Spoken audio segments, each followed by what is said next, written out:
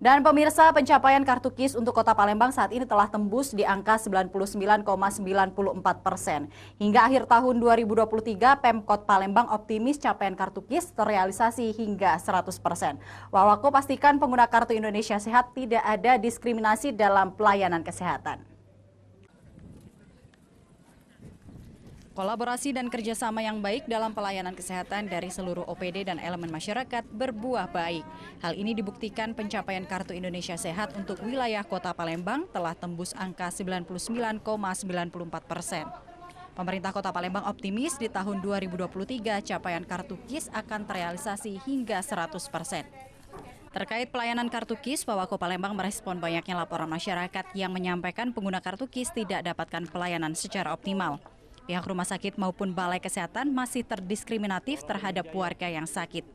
Wakil Wali Kota Palembang Fitrianti Agustinda menegaskan pengguna kartu KIS harus mendapatkan pelayanan kesehatan yang sama. Dan untuk pelayanannya juga kami selalu berkoordinasi dengan rumah sakit ya, terutama rumah sakit Bari milik pemerintah Kota Palembang.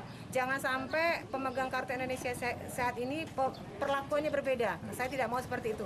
Jadi harus sama, harus rata. Pemerintah Kota Palembang menjamin pelayanan kesehatan yang prima dari pengguna kartu KIS. Dari Palembang, Erwin Setiawan, iNews melaporkan.